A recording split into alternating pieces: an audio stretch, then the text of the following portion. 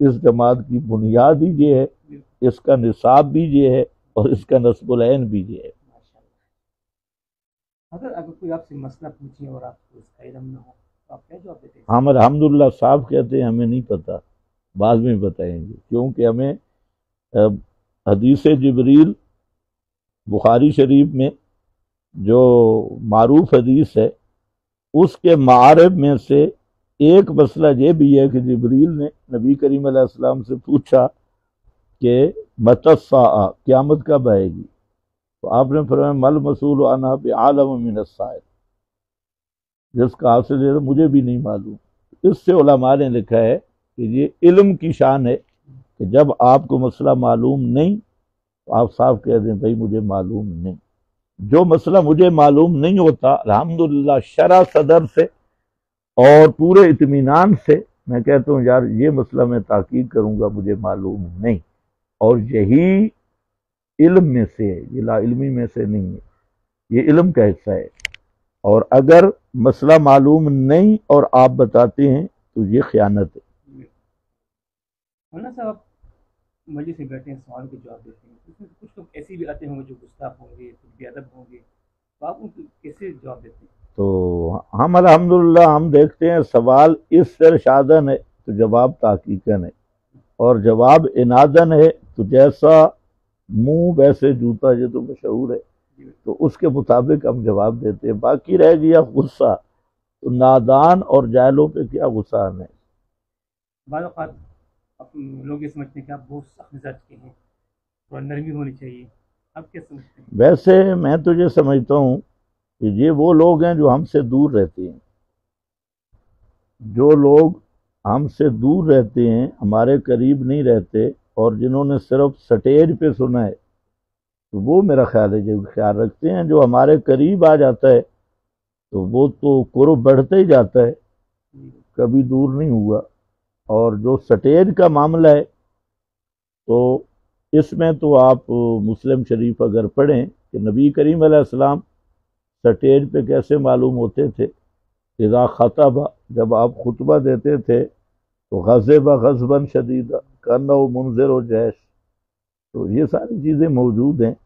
تو بہرحال الحمدللہ جہاں تک مسئلہ توحید سنت، تین مسئلوں میں ہم نرمی نہیں کرتے۔ توحید کا مسئلہ ہے، ختم نبوت عظمت رسالت کا مسئلہ ہے، اور عظمت صحابہ کا مسئلہ ہے۔ باقی مسئلوں میں تو ہم بالکل نرم ہیں۔ بعض لوگ یہ آپ کے بارے میں پروپیگنڈا کرتے ہیں، مولانا کے وہ 2020 میں مولوی کا فوت ہو گیا تھا، کچھ لوگوں نے کہا کہ آپ نے ان کو گالی دی ہے، اگرچہ ساتھیوں نے جواب دی ہے، لیکن میں آپ کی زبان سے کہ بھائی آپ کسی عالم کو گالی دیتے ہیں؟ بھائی دیکھیں، گالی پہلے تو تین لفظ ہیں، ان کا مفہوم اب تک مجھے سمجھ نہیں آیا۔ ایک دہشت گردی ہے، اس کا کیا مفہوم ہے؟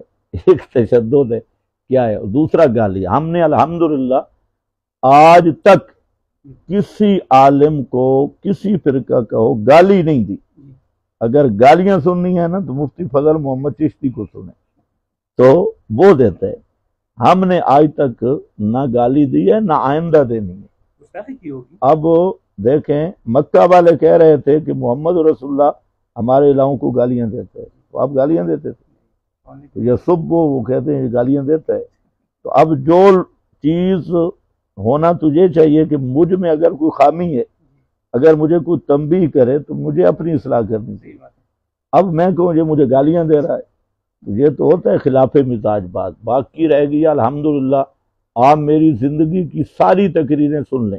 ایک مولوی کو میں نے کہا، اس نے کہا یار آپ سخت لفظ بولتے ہیں۔ میں نے کہا آپ کو اجازت ہے آپ میری زندگی کی ساری تقریریں جمع کریں اور ان میں آپ لفظوں کی نشاندہی کریں، شرط یہ ہے کہ وہ لفظ قرآن و حدیث اور اقوال صحابہ میں موجود نہ ہوں۔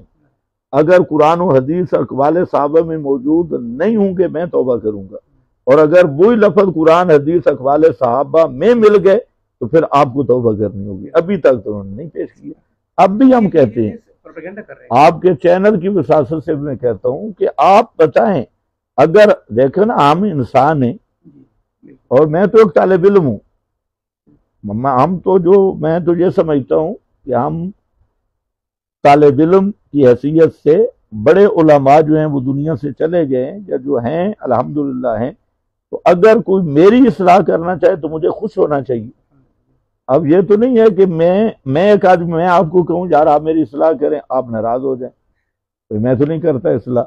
تو اب بھی میں کہتا ہوں کہ جس ساتھی کو بھی مجھ سے شکوہ ہے وہ میری اصلاح کرے، میرا وہ محسن ہے، میں اس کی بات سننے کے لیے تیار ہوں۔ لیکن صرف یہ کہنا جی گالیاں نکالتا ہے گالیاں، تو وہ گالیاں دکھائیں تو صحیح نا، اور پھر یہ بھی بتائیں کہ گالیوں کا معیار کیا ہے۔ بدعتی مشرک کو گدھا کہنا کمثل الحمار، یہ گالی ہوگی؟ قرآن نے تو مثل کا مثل کلب کا ہے۔ تو اسی طرح کے میں نے شرط لگائی اور اب بھی لگا رہا ہوں آپ کے چینل کی وساطت سے کہ میری تقریروں میں اگر کوئی ایسا جملہ دکھا دیں جو قرآن حدیث اور صحابہ تابعین ائمہ کے استعمال میں نہیں ہے تو انشاءاللہ میں اس سے توبہ کروں گا اور کہوں گا کہ یہ میں نے، لیکن اگر موجود ہوئے یہ میزان الاعتدال پڑھیے، اس میں جو جرح کے الفاظ ہیں آپ سنیں تو حیران رہے کہ بڑے بڑے محدثین تھے۔ ماشاءاللہ۔ حضرت آپ کی کتاب مکتبے میں تو بہت ساری کتابیں ہیں، کوئی طالب علم کتاب چوری کر رہے ہیں اور آپ اس کو پکڑ لیں تو کیا سزا دیں گے؟ اس میں یہ ہے کہ یہ مکتبہ اسی لیے ہم نے گھر کے اندر بنایا، تو جہاں الحمدللہ نہ کوئی مولوی آ سکتا ہے نہ طالب علم۔ یہ تو میں ہوں گا، میں جہاں صرف یہ میری مطالعہ گاہ ہے تو ادھر آئی کو نہیں۔ ویسے اگر کوئی ہمارے مکتبے سے کتاب اٹھا لے وہ تو ہمارے فقہ میں مسئلہ ہے، کتاب چوری کرنے والے پر تو حد بھی نہیں ہے۔ حضرت یہ مملکت پاکستان جمہوری ملک ہے اور آپ اسلام آباد میں بھی رہ رہے ہیں، کوئی پارٹی آپ کو کہے کہ ہمارے ساتھ شمولیت اختیار کر لے تو آپ شمولیت کس پر؟ موجودہ سیاسی جتنی پارٹیاں ہیں